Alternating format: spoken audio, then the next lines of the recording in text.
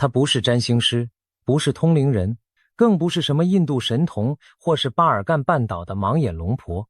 他是一个曾经把总统送进白宫，又被白宫亲手踢出去的怪人。他坐过牢，吵过架，被川普骂过邋遢史蒂夫，被自由派骂成是民主的掘墓人。可就是这个看起来像个流浪汉的老头，在过去20年里，几乎用一张嘴重塑了美国的政治版图。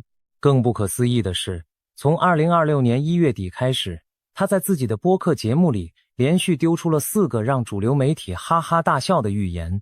当时所有的智库，所有的退休将军，所有的中东专家都说他在发疯，在博眼球，在贩卖末日恐惧。可结果呢？40天之后，他讲的每一个字，每一个细节都应验了，一个都没漏掉。而现在，这个被叫做白宫军师的男人又张开了嘴，他讲出了下一个预言。这一次，连他自己都说，讲完之后手是冰的，背是凉的。他说这个预言一旦成真，全世界都要重新洗牌，美国的宪法会被撕碎，台海会迎来最危险的一夜，而我们这些坐在荧幕前看影片的普通人，可能要面对人类有史以来最剧烈的一次文明断层。到底是谁？到底讲了什么？我们今天就把这个故事从头到尾给你说明白。要讲班农，就得先回到2016年那个寒冷的11月。那一年，全世界的民调机构都在告诉你一件事：希拉蕊铁赢。纽约时报的胜率模型给他 91%， 赫芬顿邮报给他 98%， 连保守派的福斯新闻内部也都已经开始准备下台演讲的剧本了。可就在这片一边倒的氛围里，有一个叫史蒂芬·班农的人跑到一家面临破产的竞选团队里，拍着桌子说，我们一定会赢。当时所有人看他的眼神跟看一个从精神病院跑出来的流浪汉没什么两样。班农是谁？他是高盛出身的投资银行家，后来跑去拍纪录片，再后来接手了一个叫布莱巴特的极右派网站。他说话脏，穿着邋遢，胡子常常3天不刮，衬衫一次穿4件，说这样写稿的时候不用换衣服省时间。他不开车，不用手机追踪通讯录，吃饭喜欢吃罐头。整个华盛顿的精英圈都觉得川普请这个人当竞选总干事是政治自杀。可班农不慌，他在宾州的工厂区，在密西根的袖带城市，在威斯康辛的小镇酒吧里，看到了主流媒体看不到的一群人。他叫他们被遗弃的人。他告诉川普，不要再去抢佛罗里达的拉丁裔选票，不要再去讨好华尔街的金主，把所有的火力全部都集中在这群被全球化抛弃的蓝领白人身上。班农的策略叫做选举人团窄胜战术。所有人都骂他疯了，因为这意味着川普在全国总得票数会输给希拉蕊，但却能在3个摇摆州各赢个几万票，从而拿下选举人团。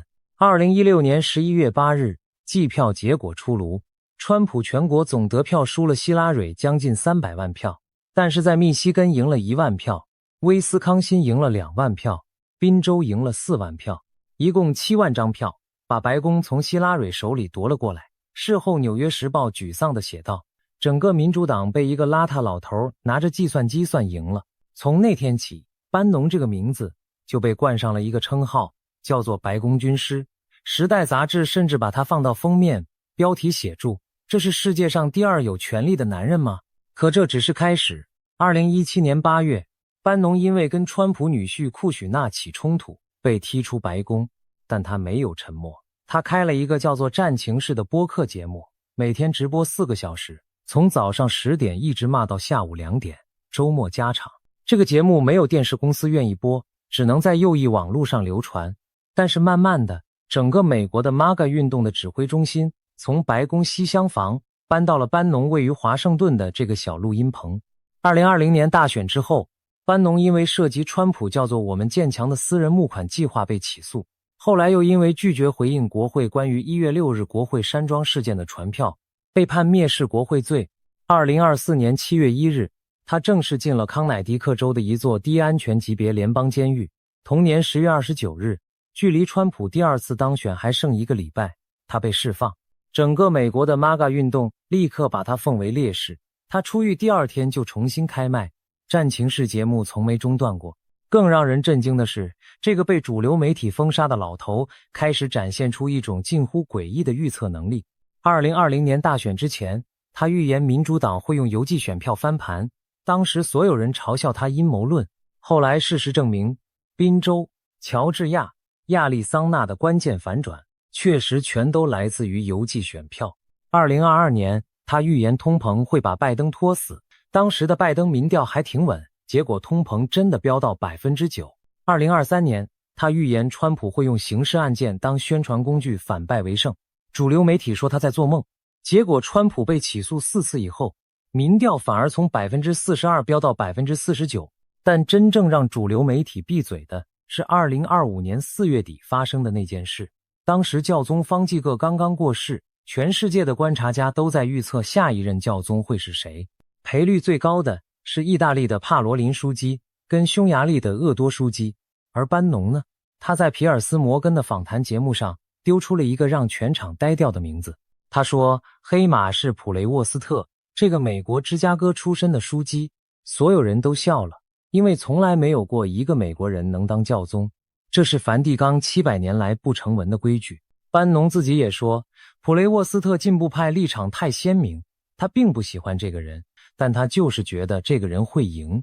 结果呢，2天之后，5月8日，红衣主教秘密会议结束，西斯廷教堂的烟囱冒出白烟，新教宗的名字宣布，叫做梁14世，本名是什么？罗伯特·普雷沃斯特，第一位美国籍教宗。整个梵蒂冈700年的传统被打破，而班农这个被无数媒体当笑话的老头又一次说中了。从那一刻起，整个华盛顿的记者开始学乖了。每当班农在战情室节目上丢出一个看起来很疯狂的预言，没有人敢笑了，因为过去10年他几乎一个都没猜错。很多人问班农到底为什么这么准，有人说他在情报圈有内线，有人说他跟以色列摩萨德关系很好，还有人说他根本就是中情局的傀儡，只不过用反建制的姿态包装自己。但我自己研究班农的访谈跟著作10多年，发现他的预测能力背后有一个更深的东西，他不是依赖情报，他依赖的是一套对历史的独特理解。班农在1990年代初期接管过一个叫做生物圈2号的科学研究计划，那是为在亚利桑那沙漠里的一座巨大玻璃建筑，里面有8个人被密封了2年，模拟人类在火星上的生存环境。班农当时是计划主管，他亲眼看着这8个人从兴奋到崩溃，从合作到分裂，从理性到疯狂。他后来说，那2年的观察彻底改变了他对人类社会的看法。他发现，当资源稀缺、空间有限、权力集中的时候，任何文明都会以惊人的速度退化成原始的部落斗争。这个观察成为他后来所有预言的底层哲学。他相信，现代文明只是一层薄薄的玻璃罩，把我们跟混乱隔开。一旦这层玻璃罩出现裂缝，人性里最黑暗的东西就会涌出来。而这层裂缝，他认为从2008年金融海啸就已经开始出现了。好，现在我们把镜头拉到2026年的1月底，当时整个世界正陷入一种奇怪的氛围里。伊朗的最高领袖哈梅内伊刚刚血腥镇压了从2025年底就开始的全国性抗议，外界估计死了至少4万人。川普在1月13日发表了一段强硬的演说，呼吁伊朗人民起义推翻政府，他说他们的帮助马上就到。1月28日，川普在自己的真实社群上发文，说一支庞大的舰队正朝着伊朗开过去，带着巨大的力量、热情和目的。这个讯号让全世界都紧张了。但华府的智库圈却一致认为，川普只是在虚张声势。他们说，川普骨子里是孤立主义者，他不会真的开战。他们说，伊朗的核设施已经在2025年6月那场为期12天的战争中被炸过一次了，这次不会再有。他们说，国家情报总监加巴德都已经在国会作证，说伊朗没有再造核武，川普没有理由开战。可就在这片乐观的氛围里，班农在他的战情室节目上连续丢出了4颗深水炸弹。第一个预言，他说战争一定会打，而且会在40天之内爆发。当时是2026年1月底，班农在节目上敲着桌子说，他讲话很重。他说，我认识川普很多年了，我跟你们讲，这个人最危险的时候就是他开始用"我从来没有过这么多选项"这种话的时候。他现在每天都在跟内塔尼亚胡通电话，他每天都在看伊朗的卫星图，他已经被以色列那边说服了。班农说，更关键的是，川普身边的鸽派被一个一个边缘化。原本的国家情报总监加巴德，因为在国会说了不该说的话，已经被川普公开打脸。原本反战的副总统范斯，最近也被科技圈那群人拉走了。剩下围在川普身边的人，从卢比欧到威特科夫到瓦尔茨，没有一个是反对开战的。班农说，这就是巨大的危险讯号。班农还补了一句更狠的，他说，这场战争的真正导火索不是核武，而是石油。他说，伊朗在过去半年靠着卖石油给中国，每个月入账超过20亿美元。川普的财政部长贝森特在2025年12月已经把伊朗的货币崩溃称为极限施压策略的盛大高潮，但这个高潮显然没有达成让伊朗政权倒塌的目的。班农说，如果经济战打不赢，那就只剩下热战。他说，热战的最佳时机就是现在，因为伊朗的飞弹防御系统在2025年6月那场战争里已经被打残，新买的俄罗斯 S-400还没部署完，这是一个窗口期，川普一定会抓。当时主流媒体怎么看？华盛顿邮报发了一篇社论，说班农又在制造恐慌，因为他自己在2025年6月那场战争里也是反对的，他现在是在情绪勒索让川普不要打。CNN 的一个评论员直接嘲笑说，班农预测战争就跟我预测明天会下雨一样，他每年都这样讲，迟早会讲对一次。福斯新闻甚至有主持人开玩笑说，班农的战情室应该改名叫做世界末日预测室，这样比较精确。2月28日凌晨，美国跟以色列联军代号叫做史诗怒火行动的攻击开始了，12个小时之内将近900次空袭，把伊朗的军事基础设施从上到下打了一遍。最重磅的是清晨那一波斩首行动，哈梅内伊在德黑兰的官邸被精确制导武器击中，最高领袖当场毙命，他的女儿、女婿、孙子、儿媳妇全部在同一波攻击中死亡。3月1日，伊朗官方媒体承认哈梅内伊死亡，宣布全国进入40天哀悼期。从1月底班农发出预警到2月28日战争爆发，刚好1个月。班农说的40天之内提前完成。第二个预言，他说哈梅内伊会死，但伊朗政权不会倒，所有期待革命的人都会失望。这一条当时让所有的鹰派智库破口大骂，因为川普的算盘很清楚，叫做委内瑞拉模式，先把领导人解决掉，然后制造权力真空，再扶植一个内部亲美派出来收拾残局。这个模式在2026年1月对委内瑞拉用过一次，川普绑架了马杜罗，把副总统罗德里格斯架空成了过渡领导人，全程不到2周搞定。所以白宫的鹰派觉得伊朗也是这个套路。哈梅内伊一死，国内反对派必然起义，巴勒维家族流亡多年的王储返回德黑兰，伊斯兰共和国就此解体。班农在节目上冷笑，他说，你们这群人不懂中东，也不懂神权政体。他说，伊斯兰革命卫队不是哈梅内伊一个人的军队，而是一个独立的军工复合体，控制着伊朗40%的经济，上百万军人和情报网络。哈梅内伊死了，他们会推一个傀儡出来，可能是哈梅内伊的儿子，可能是某个强硬派毛拉，但绝不会让世俗派或巴勒维派接班。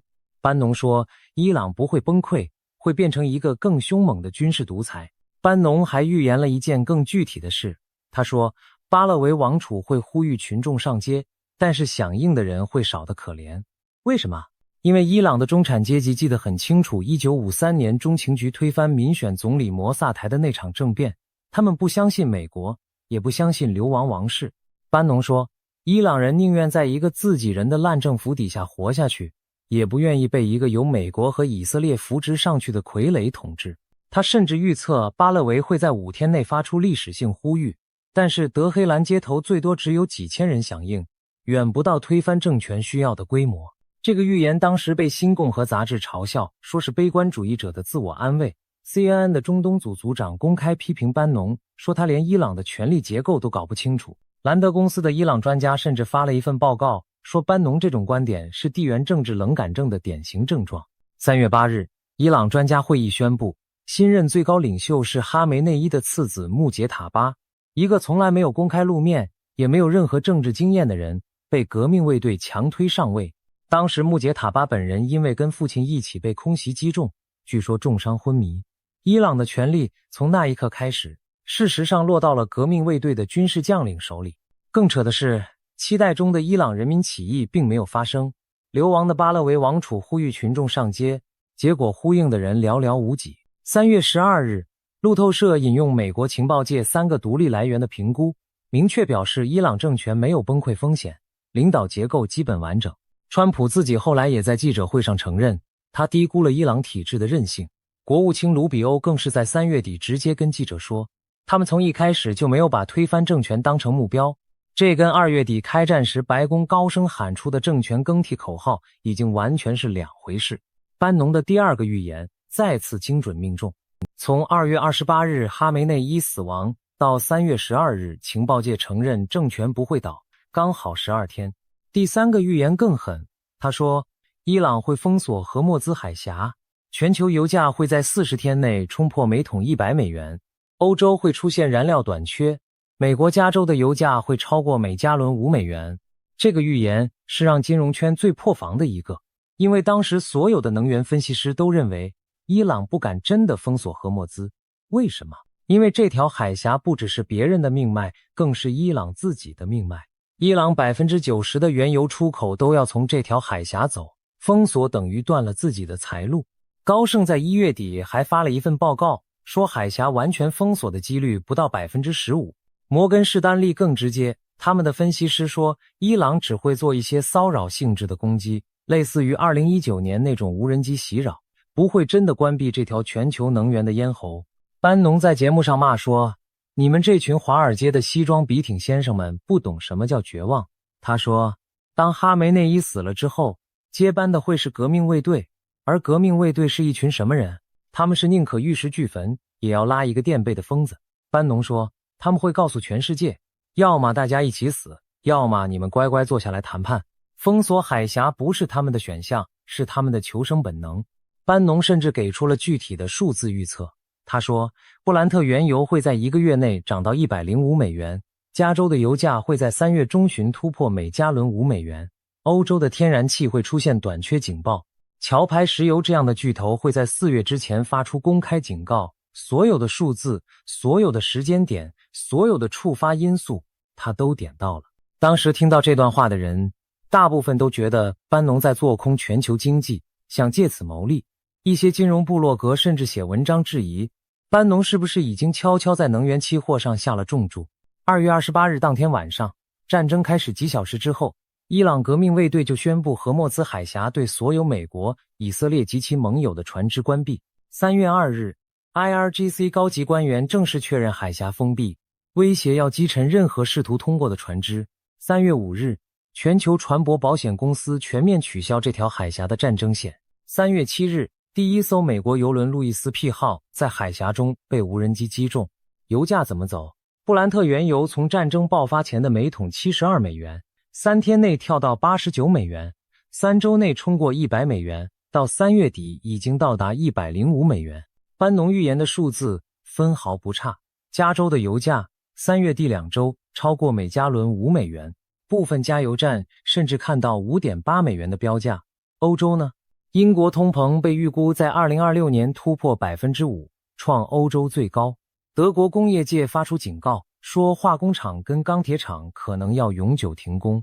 壳牌石油公司直接发声明，警告欧洲在4月就会出现燃料短缺。更扯的是，到了4月13日，川普政府宣布对伊朗港口进行全面海上封锁，形成了所谓的双向封锁。这个发展比班农预言的还要极端。伊朗在4月28日的官方声明中承认自己进入崩溃状态，希望尽快重新开放海峡。但这时候原油价格已经涨到每桶112美元。全球40多个国家在那一周紧急召开能源会议，讨论如何打开这条被堵死的咽喉。班农预言的每桶100美元，加州5美元，欧洲断油，3项数字一项不差。从2月28日海峡封锁到3月底油价破百，30天内完成。第4个预言是最有争议、最离谱，但也是最让五角大厦紧张的一个。他说，川普会被迫派遣地面部队登陆伊朗，海军陆战队会在40天之内出现在荷默兹海峡附近。这一条一出来，整个华府都觉得班农是不是真的疯了？因为川普从第一个任期到第二个任期，反复强调的政治承诺就是不会发动地面战争。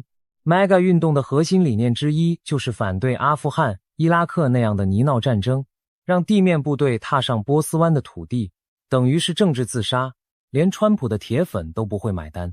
可班农在3月5日的战情室节目上丢出了让所有人后背发凉的判断。他说，川普被困住了。他说，海峡不打开，全球油价不会降。油价不降，美国中产阶级会炸锅。2026年期中选举，共和党会崩盘。光靠空袭拿不下哈格岛，只能派陆战队登陆抢滩。班农说，他不希望这种事发生，但他在节目上敲着桌子说，川普会去做这件事，因为他没有别的选项。班农甚至明确点出了2个地理位置，一个是哈格岛伊朗 90% 原油出口的枢纽，一个是荷默兹海峡南岸的滩头。班农说的时间是3月5日，地点他点明了哈格岛跟海峡南岸。更可怕的是，班农甚至给出了行动的细节。他说，五角大厦不会选择大规模地面入侵，因为那会引发全国性的反战运动。他们会选择美军最擅长的2栖突袭，先用海军陆战队跟空降兵抢占哈格岛，然后逼迫伊朗在谈判桌上交出对海峡的控制权。班农说，这就是当年诺曼底登陆的缩小版，只不过抢的不是欧洲，而是石油。3月27日 CPAC 德州大会，班农再次在公开场合警告，他说，你们的儿子、女儿、孙子、孙女可能很快就会出现在哈格岛或是荷默兹海峡的滩头上。而就在他说完这句话的同一个周末，五角大厦的命令下达了 USS 的黎波里号2栖攻击舰载着数千名海军陆战队员抵达中东。紧接着，更多陆战队跟空降部队从美国本土启程。华盛顿邮报后来披露，五角大厦早在3月初就已经开始准备为期数周的对伊朗地面行动方案。美国特种部队将领导突袭，搭配步兵部队，目标就是班农点名的2个地方，哈格岛跟海峡周边小岛。白宫发言人莱维特亲口承认，五角大厦正在为总统提供最大的选项弹性。虽然他强调总统还没有做最后决定。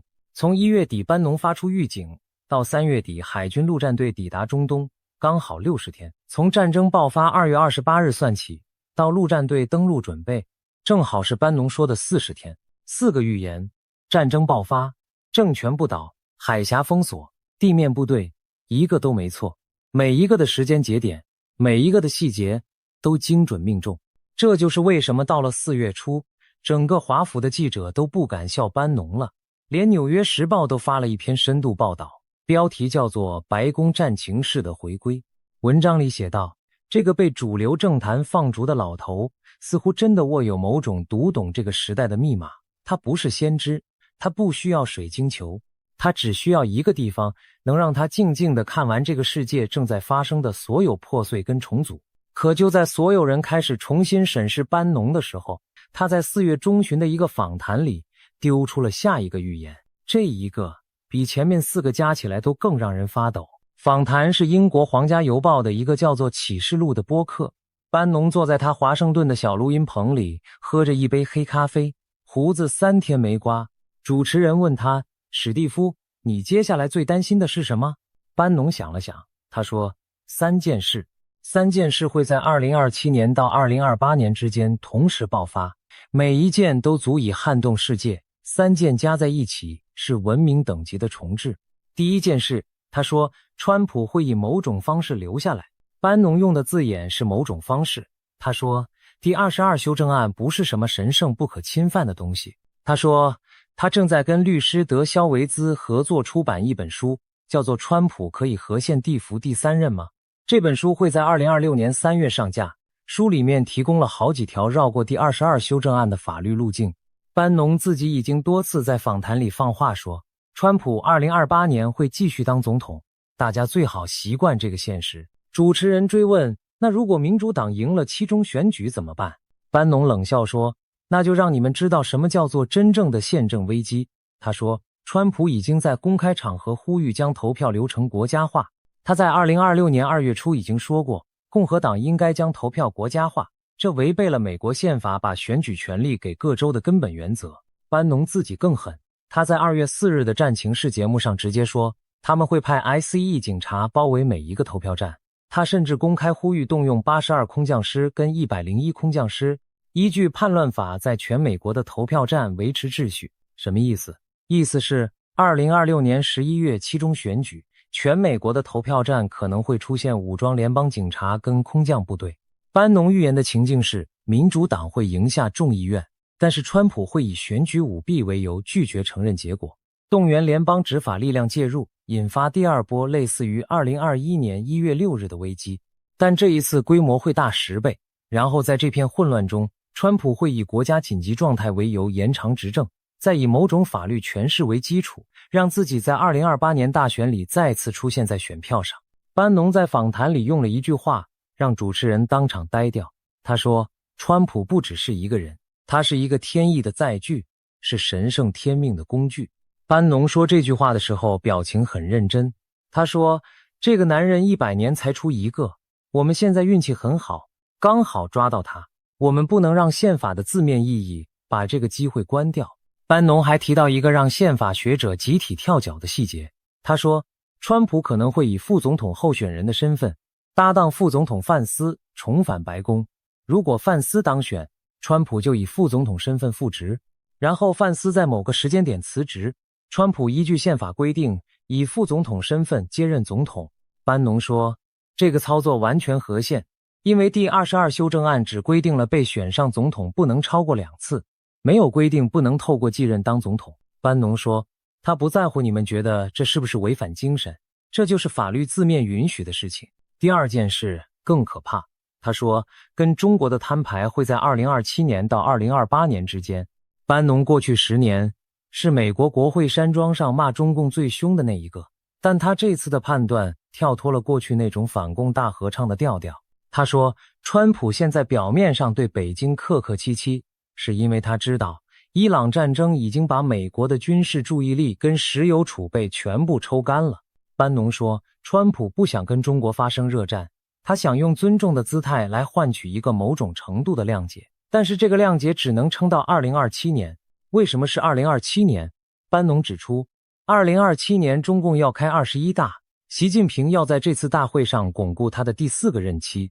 对他而言，最大的政治筹码就是在台海完成历史使命。班农甚至引用了五角大厦内部评估，说他们已经把2027年3月到2028年5月之间划定为灰色地带最高警戒期。班农说，他不认为会直接爆发世界大战，但是他预见一个情境，叫做窒息式封锁。中国海军会在没有开第1枪的情况下，把台湾的航运、能源、粮食的进口路线一条一条切断，逼迫台湾当局做出某种政治让步。而美国这边，因为中东已经陷得很深，因为川普要保住自己的政治遗产，因为共和党内部的孤立主义派已经抬头，会在第一时间选择按兵不动。班农说了一句让我听到后脖子发凉的话，他说，台湾会发现自己在300万解放军面前是一个独自待在房间里的小孩。班农说，他不希望这样，他甚至公开称赞中国的普通老百姓是了不起的人，但他从战略现实主义的角度判断，台海的时钟已经在响，剩下的时间以月为单位。班农的这个预言比较复杂，他并不是反对在台海跟中国摊牌，他反对的是无准备地摊牌。他说，美国应该在2026年底前完成2件事，第一是结束伊朗战争，撤回中东兵力，第二是把太平洋的军事部署增加 50%。 如果这2件事没做，那么2027年的台海危机，美国会发现自己根本没牌可打。班农甚至预测，如果2027年中共真的对台动武，川普可能会选择大幅牺牲台湾的核心利益，换取一个避免热战的和平协议。班农说，这对台湾来说是悲剧，但这就是现实主义国际政治的残酷。第3件事是真正让全世界都发抖的那一件。班农说， AI 会在2027年之前完成它的权力篡夺，一个全新的科技封建主义会建立起来，普通人会变成数位农奴，而这一切跟前面2件事会在同一个时间点交汇。班农过去3年从来没有放松过对 AI 的攻击，他叫矽谷那些大佬叫做兄弟寡头。他说马斯克、奥特曼、佐克伯、安德森这群人本质上是一个进步派的技术神权阶层。他们相信什么？他们相信超人类主义，相信意识可以上传，相信肉身可以抛弃。他们相信透过大规模算力可以建立一种新的人类文明，而这种文明里普通人不再是公民，只是数据。班农给这个体系起了一个名字，叫做技术封建主义。他说，在技术封建主义的世界里，你不再是一个人，你是一个数位农奴。你的关注力、你的点击、你的位置、你的生物特征，全部都是这些寡头的耕地。他们透过演算法决定你看什么新闻，透过推荐系统决定你跟谁结婚，透过信用评分决定你能不能借钱买房。你以为你还有自由选择，其实你的每一个选择都已经被框在他们设定好的范围里。班农在访谈里举了一个具体的数字，他说2024年全球大型科技公司在资料中心上的投资是4000亿美元，到2029年这个数字会变成 1.1 兆美元。如果把整个 AI 基础建设算进去，将是 2.8 兆美元。这些钱从哪里来？绝大部分来自于债务。他说 OpenAI 公司预估到2030年才能盈利， Anthropic 希望2028年达到损益2平。意思是这整个产业就像一个巨大的庞氏骗局，靠着资本市场的信仰一直撑着。班农说他预测了一个时间点，2027年下半年到2028年上半年。他说这段时间里会发生4件事的连锁反应。第一， AI 泡沫破裂，因为这些公司根本拿不出商业模式来支撑这么庞大的估值。第二， AI 泡沫破裂引发的金融震荡会比2008年雷曼兄弟事件大3到5倍，因为 AI 产业已经跟整个美国股市的市值深度绑定，它占了近年来 GDP 增长的绝大部分。第三，金融震荡会让川普政府陷入2选1的困境，要么大幅印钞救市，引发恶性通膨，要么任由市场崩盘，引发全国性的失业潮跟社会动荡。第四，这个时候中国会抓住机会，台海窒息式封锁会在这个时候启动，因为中国知道美国根本没有财力跟政治意志再打一场战争。这4件事连在一起，就是班农说的文明等级的重置。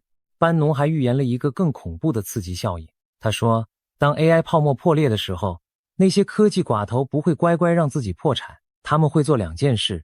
第一件事，他们会游说国会把 AI 产业国有化，要求政府用纳税人的钱救市，理由是维护国家安全跟对抗中国。第二件事，他们会加速部署所谓的数位身份系统，把每一个美国人的银行账户、健康资料、消费记录、政治表态，全部绑在一个由 AI 掌控的中央资料库上。班农说，这就是真正的奴役系统，比任何前现代的封建制度都更彻底，因为前现代的农奴至少还能逃跑进山林，而数位农奴连思想都被监视。班农在访谈的最后说了一段话，他说，这一切会逼迫我们去面对一个从1776年以来我们从来不敢面对的问题，我们究竟是一个什么样的国家？我们究竟愿意为什么东西流血？我们究竟是要继续做世界的警察，还是要回到自己家里照顾自己的人？而最关键的是，我们要不要在 AI 接管一切之前，做出最后一次属于人类的选择？访谈结束的时候，主持人问了班农最后一个问题，他说，史蒂夫，你今年72岁了，你看起来不再愤怒了，反而有点悲伤，为什么？班农沉默了很久，然后说了一句话，他说，我不悲伤，我只是知道我们这一代人没有给下一代留下什么，我们欠他们一个交代。如果川普真的能再干4年，如果我们真的能挡住 AI 寡头，如果我们真的能在台海守住底线，那么我们就还有机会。如果挡不住，那么历史学家会说2026年到2028年这3年是西方文明的最后时刻。整个访谈放出来之后，连一向跟班农意见相左的《经济学人》杂志总编都在推特上发文。他说，跟班农的这次对谈让人注迷又让人警觉。我几乎不需要说，我跟他的世界观是不一样的，但我必须承认，他正在勾勒一幅很多智库已经停止勾勒的地图。那么我们应该怎么看待这个男人的预言？我们先回到历史。班农的偶像，据他自己说，是一个叫做斯特劳斯豪威的历史循环理论。这套理论认为，每隔大概80年，西方文明会经历一次彻底的重置。1776年的美国独立革命，1861年的南北战争，1941年的二战参战，每一次都刚好相隔80年。而这次的转折点，按照这套理论计算，就是2026年到2029年之间。班农把这套理论当成他每一个预言的底层架构。他相信，我们此刻正在经历的不是普通的政治周期，而是文明等级的第4次转折。从这个角度看，他的4个应验的预言不是巧合。他讲战争爆发，是因为他看到了文明转折期里能源权力的重新分配。他讲政权不倒，是因为他理解神权体制的内在韧性。他讲海峡封锁，是因为他懂得绝境中的玉石俱焚逻辑。他讲地面部队，是因为他看穿了川普被经济现实逼到墙角的处境。而他下一个预言里，川普的第3任，台海的窒息式封锁， AI 的权力篡夺，这3件事在2027年到2028年的交汇，正是他所相信的那个80年大周期的最高潮。可这里有一个问题，班农真的对吗？他到底是一个读懂了时代密码的智者，还是一个用末日恐惧贩卖注意力的网红？我这边要给大家提供一个冷静的视角。班农的预言能精准命中，背后有2个原因。第一个原因是他拥有极其惊人的内部消息网络。他在白宫西厢房工作了7个月，他在川普竞选团队里担任过总干事，他现在每天都跟川普家族、跟 MAGA 核心圈通电话，他知道的东西远远超过任何一个外部观察者。第2个原因是他拥有一种跟主流精英完全不同的世界观框架。他不从凯因斯主义经济学或者新自由主义国际关系的角度看世界，他从历史循环、文明兴衰、宗教战争的角度看世界。当所有人都在用同一个框架解读现实的时候，他的预言反而能命中那些被主流框架遗漏的角落。但是这也意味着他的预言里会有2种风险。第一种风险是他可能用对的框架算错了具体的时间点，因为文明转折是一个趋势，不是一个准确的事件。他预测2027到2028年3件事会交汇，可能会早一点，可能会晚2年，但大方向不一定错。第2种风险是他对于谁是好人，谁是坏人，可能跟我们大多数人的判断有出入。班农笔下的英雄是川普跟 MAGA 运动，班农笔下的反派是矽谷的科技寡头跟全球主义精英。但你要是站在不同的位置看世界，你可能会得到完全相反的结论。更值得警觉的是，班农这个人是有政治目的的，他不是一个中立的观察者，他是一个斗士。他的预言有时候是分析，有时候是动员，有时候是对未来的塑造，而不是对未来的描述。当他说川普会找到方法扶第3任的时候，这既是他相信会发生的事，也是他正在推动的事。预言跟自我实现之间的界限在班农这里是模糊的，所以最重要的不是相信不相信班农，最重要的是他描绘的那幅2027到2028年的图像有没有可能成真。我们冷静地检查一下3个变量。第一，川普的第3任。从法律上看，第22修正案的字面写得很清楚，没有人能被选上总统超过2次。但是法律是文字，文字需要解释。班农的论点是，如果川普以副总统身份搭档某个人选上，然后正总统辞职，川普能不能从副总统升上来？这在法律上是个灰色地带。宪法学者大多认为这违反第22修正案的精神，但要正式挡住这条路，需要最高法院的明确判决。而最高法院现在的保守派多数会怎么判？没人敢拍胸脯保证。第二，台海的窒息式封锁。从中国的军事准备度看，2027年是解放军登陆战能力初步成熟的时间点。从美国的军事注意力看，伊朗战争可能要持续到2026年底甚至更久。台海第2战场，美国的反应能力会大打折扣。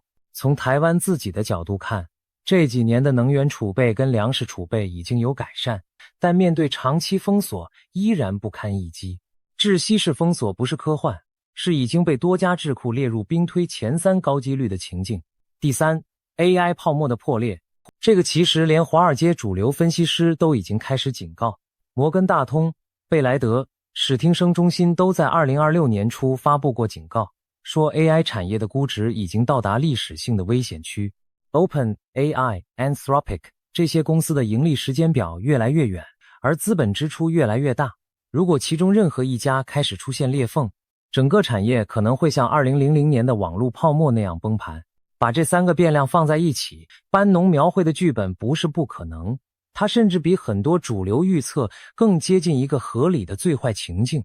那么我们普通人能做什么？班农自己给的建议是保持警觉，准备储粮，分散资产，远离负债。他在战情室里反复强调，每一个美国家庭都应该有6个月以上的现金、粮食、药品储备，每一个家庭都应该在郊区或乡下准备一个避难点，每一个父母都应该教孩子最基本的生存技能。我自己倒觉得这些建议偏极端，但是它背后的逻辑值得思考。我们确实活在一个越来越脆弱的全球供应链体系里，一个荷默兹海峡的封锁就能让加州的油价飙30%，一个 AI 公司的倒闭就能让全球股市蒸发数兆美元。我们以为自己活在一个坚不可摧的现代文明里，但是这个文明从某些角度看其实薄得跟纸一样。更重要的是，我们需要学会班农这个老头身上的一个特质，他不被主流共识绑架。当所有人都说战争不会打的时候，他敢说会打；当所有人都说海峡不会封的时候，他敢说会封；当所有人都欢呼 AI 是未来的时候，他敢说 AI 是陷阱。这种独立思考的能力，在一个资讯爆炸但深度思考稀缺的时代，比任何一个具体的预言都珍贵。对于我们在台湾的每一个观众来说，班农这个老头的预言尤其值得认真对待。他点明了2027年的台海，点明了窒息式封锁，点明了川普可能会选择牺牲台湾换取美中和平。这些预言如果成真，那么接下来这2年可能是台湾现代史上最关键的2年。我们的能源储备够不够？我们的粮食安全有没有准备？我们的金融体系能不能扛住资本外逃？我们的社会在面对长期封锁的时候会不会撕裂？这些问题不是政府单方面能解决的，每一个家庭、每一个个人都应该开始思考。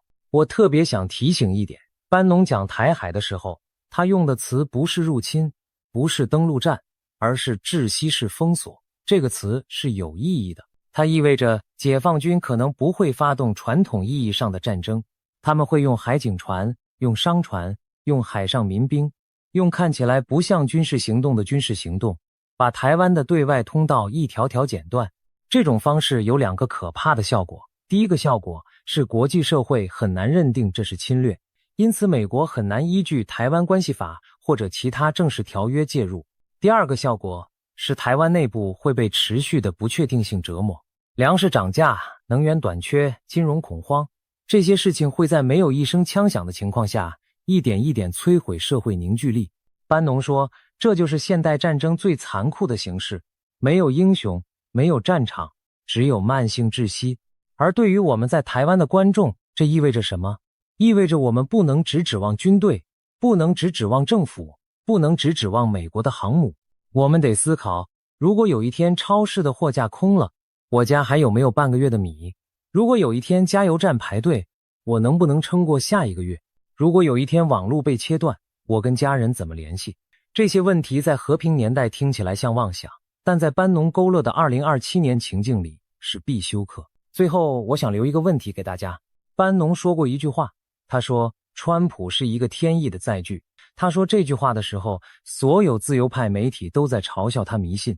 但你有没有想过，从一个更大的历史尺度看，每一个改变人类命运的人物背后是不是真的存在某种更深的安排？我们的祖先从直立人到智人，5次将绝境变成优势。我们今天在2026年这个关卡，会不会也站在类似的命运分岔口？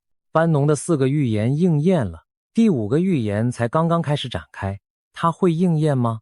我们不知道，但是有一件事是确定的，从现在开始到2028年的这3年，会是我们这一代人乃至我们下一代人记忆里最剧烈的3年。我们会在这3年里看到宪法被重新解释，看到台海被重新定义，看到 AI 跟人类的边界被重新划分，我们会看到很多我们以为永远不会发生的事情，在新闻头条上成为事实。我们会看到很多我们从小被教导的常识，在现实面前一片片崩塌。而那个72岁、胡子3天没刮、衬衫穿4件、每天骂人4个小时的邋遢老头，会继续坐在他华盛顿的小录音棚里，敲着桌子，丢出下一个让所有人后背发凉的预言。也许他是对的，也许他是错的，但无论如何，我们都应该认真听他说一遍，然后再认真去想，我们自己到底相信什么。